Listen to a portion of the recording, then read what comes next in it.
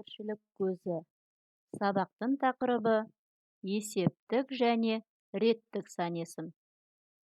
Мақсаты: оқушылар мәтіннің тақырыбы мен берілген суреттер, фото, диаграмма бойынша мәтіннің мазмұнын болжайды.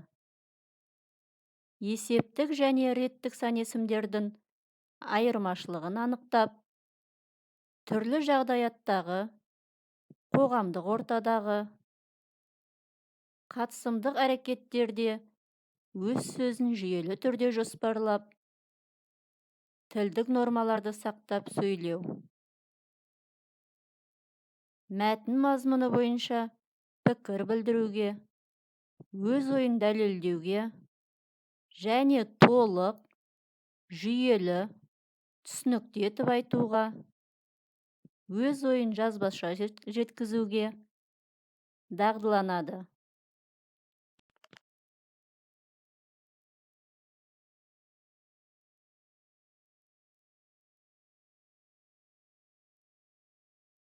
Балалар, сан-есім заттың санын, ретін білдіретін сөздерді сан-есім дейміз.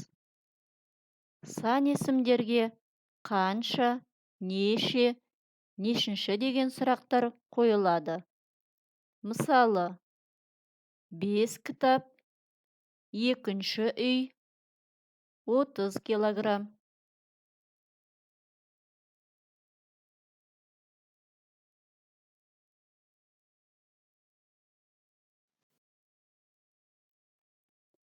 Балалар, сан-есімнің мағыналық түрлері мен олардың жасалу жолдары: есептік сан-есім, жинақтық сан-есім, болжалдық сан-есім, реттік сан-есім, топтау сан-есім, бөлшектік сан-есім.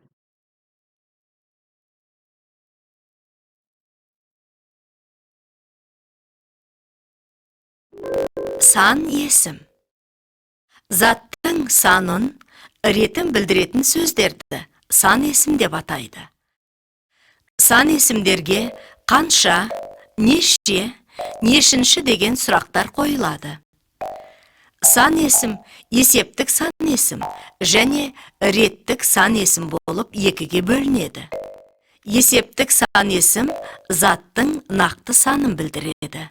Мысалы, 2 балмұздақ, 3 шар.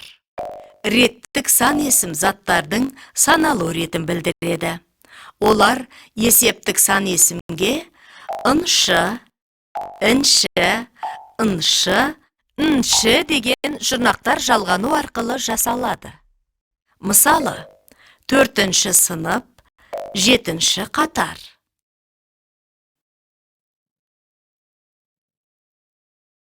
Заттың саналудағы ретін, қатарын білдіретін сан-есімдер реттік сан-есімдер деп аталады. Сұрақтары: нешінші, жасалу жолы: негізгі түбір сан-есімге ыншы, інші, аңшы, әнші, жұрнақтар жалғау арқылы 1-ші, 6-шы. Құрамы: дара 1-ші, 90-шы, 8-ші. Күрделі тіркесті сөз: 11-ші, 38-ші.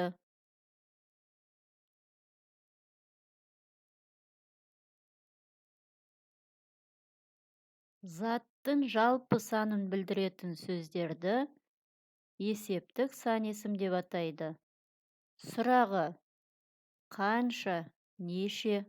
Мысалы, 1, 7, 9.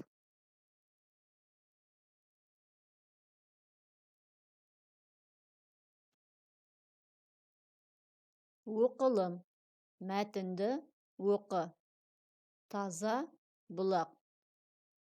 Бір бұлақтың басында 3 жолаушы бір-біріне кез болыпты. Бұлақ бір тастақ жерден шығып жатыр екен. Бұлақтың қайнап жатқан көзіне жақын жерге бір қазандай қара тасты қойыпты да тасқа: «Ей жолаушы болсаң, осы таза бұлақтай бол» деп жазыпты. 3 жолаушы бұлақтан шөлдері қанғанша су ішеді. Тастағы жазуға көздері түседі. Сонда бірінші жолаушы тұрып былай дейді: «Бұл жазылған ақыл сөз екен.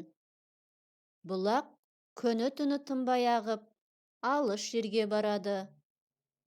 Бара-бара кеңейіп, үлкейеді. Бұған жол-жөнекей кішкентай бұлақтар қосылып, сөйте бара үлкен өзен болып кетеді».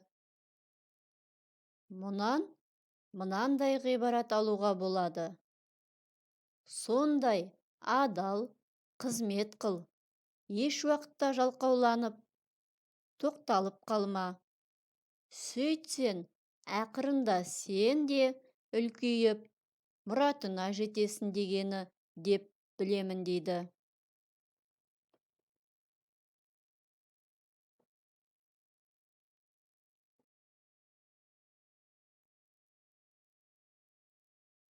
Оқушылар, осы мәтін бойынша сұрақтарға жауап береміз. Жолаушылар қай жерде кездесті? Бұлақ қандай екен?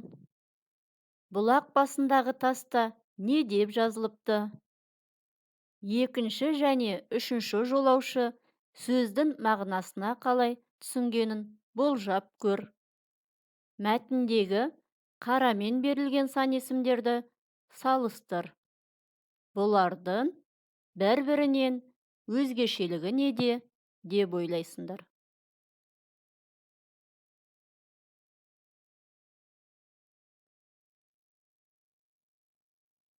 Жазылым. 36-шы тапсырма. Мәтінді көркем жаз. Есіл өзенінің тереңдігі 2 метр. Кей жерлерде 18 метрге жетеді. Көктемде су деңгейі 10-11 метрге дейін көтеріледі. Сан есімдерді тап. Олардың есептік немесе реттік екенін ажырат.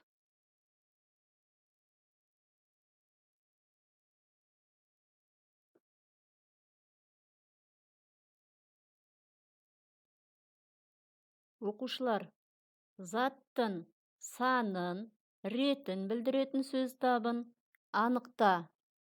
Зат есім, сан есім, сын есім, етістік. Келесі тапсырма. Сан есімі бар мақалды табыңыз. Туған жерге туын тік. Отансыз адам, ормансыз бұлбұл. 7 рет өлшеп, 1 рет кес. Келесі тапсырма. Реттік сан есімді белгіленіз. 100, 9-шы, 5. Реттік сан есімнің жұрнағын табыңыз. Ау, еу, ыншы, інші, шы, ші. Келесі тапсырма.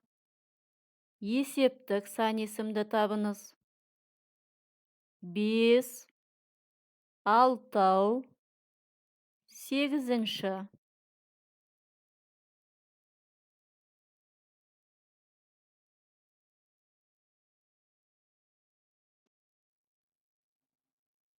Үйге тапсырма.